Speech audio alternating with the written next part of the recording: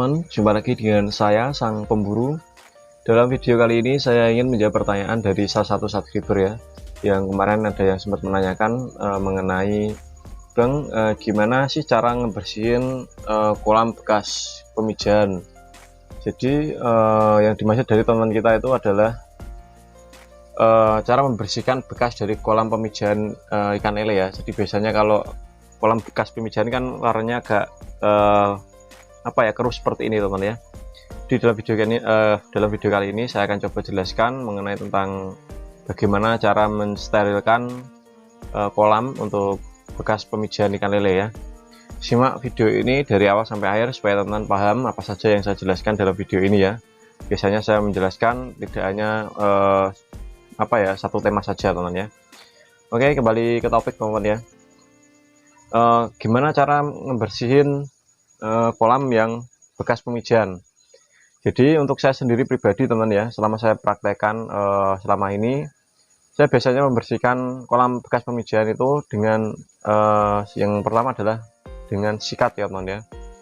Sikat, biasanya sikat yang saya gunakan itu sikat untuk mencuci baju teman ya. Sikat untuk mencuci baju, ataupun kalau ada itu sikat untuk untuk WC itu teman ya. Tapi teman usahakan beli yang baru ya, jangan bekas, ataupun apalagi kalau untuk sikat WC ya, jorok banget ya teman ya. Jadi kita beli yang baru. Jadi untuk sikat WC itu tujuannya untuk sikat bagian pojok-pojokan teman ya, supaya bersih ya. Lalu untuk sikat cuci baju itu kita gunakan untuk mencuci bagian dasar dan samping-samping. Sebelum kita melakukan pencucian pada sebelum kita melakukan pencucian pada kolam terpal, alangkah baiknya jika kita kalau kolamnya kering ya, kita basahin terlebih dahulu teman ya. Kita bilas, kalau sudah basah semua baru kita sikat ya. Jadi usahakan waktu kita mensikat itu kita barengan dengan air mengalir teman ya, supaya bersihnya itu benar-benar bersih ya, supaya tidak ada plak yang nempel di kolam teman ya.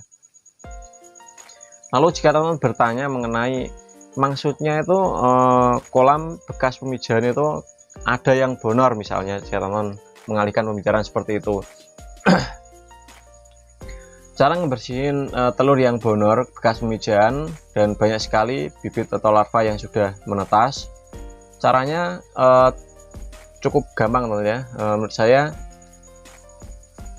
gimana caranya supaya kolam tersebut itu aman dan bersih.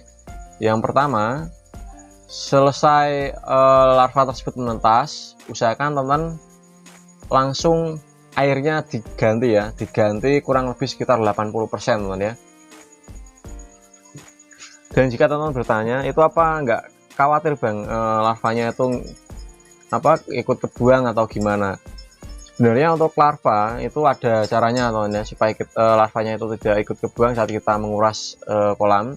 Usahakan teman saat melakukan pengurasan atau penggantian air, larva tersebut usahakan jangan sebelum berenang ya, sebelum bisa berenang ya. Jadi baru bergerombol di sudut-sudut ataupun di dasar kolam.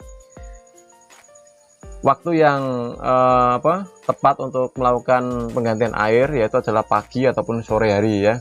Jadi misal netasnya itu malam ya, malam itu juga kita harus ganti teman ya. Malam itu juga kita harus ganti airnya supaya telur yang bonor ini itu tidak menjadi suatu akibat ataupun penyebab dari penyakit pada larva ikan lele ya, ataupun mengakibatkan keruh atau gimana ya. Biasanya kan seperti itu teman ya.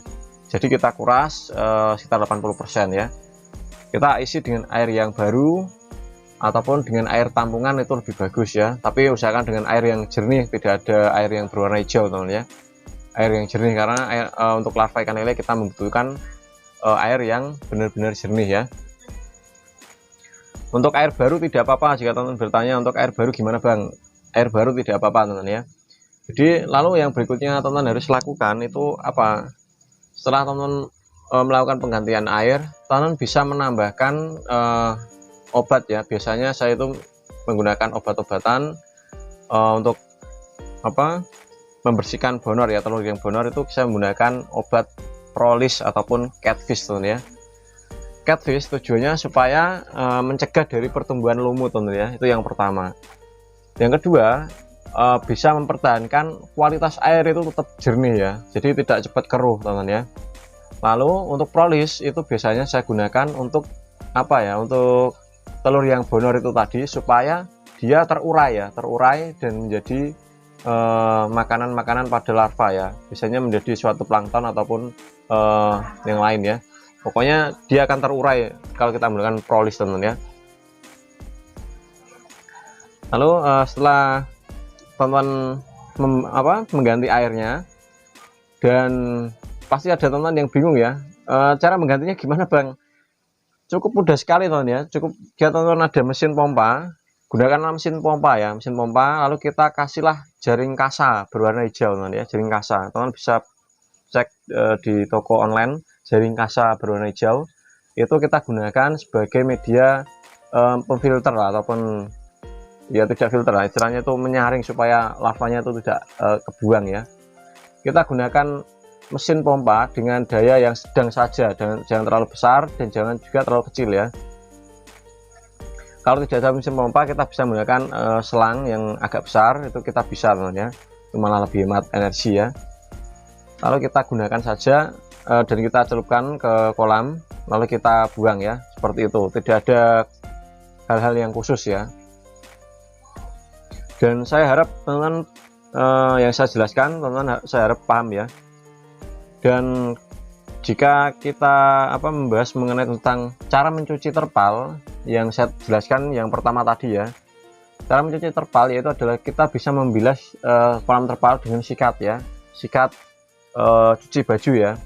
Dan jika teman-teman bertanya, itu apa enggak bahaya bang, apa enggak sobek kolam kita? Jawabannya adalah tidak teman ya. Tentunya kenapa saya bilang tidak, itu pun ada apa ya istilahnya, itu ada terkecuali ya, ada terkecuali itu jika kolam tersebut bisa sobek karena dasarnya itu tidak rata, sampingnya tidak rata, itu bisa sobek teman ya. Tapi kalau dasarnya rata dan sampingnya rata, itu aman ya. Dan supaya aman, kita saat membuat kolam usahakan bagian dasar itu kita kasih apa ya istilahnya itu, kulit ari padi ya, ya istilahnya tuh apa ya, kalau istilah Jawanya tuh berambut teman ya, berambut ya, berambut, ataupun kita bisa menggunakan pasir ataupun tanah yang diratakan seperti itu ya, supaya mudah untuk mencucinya ya. Kita sikat saja. Tapi kalau untuk terpal yang harganya murah banget, itu mungkin tingkat ketahanannya itu sekitar 2 kali pencucian sudah bocor biasanya teman ya. Itu yang paling murah ya. Ya tergantung kita bagaimana cara merawatnya dan bagaimana cara kita membersihkan kolam tersebut ya. Dan buat teman-teman yang ingin menanyakan mengenai tentang seputar budidaya ikan lele, teman saya tanyakan di kolom komentar teman ya. Dan nanti saya akan coba jelaskan melalui video ataupun komentar secara langsung ya. Dan mungkin itu saja yang bisa saya sampaikan buat teman-teman. Dan jika ada suatu kekurangan dalam video ini, saya mohon maaf ya teman ya, karena apa yang saya sampaikan itu menurut pengalaman saya teman ya, bukan pengalaman orang lain ya. Jadi kalau teman membandingkan pengalaman satu dengan yang lain, itu jelas berbeda ya. Oke, salam dari saya sang pemburu, salam jos.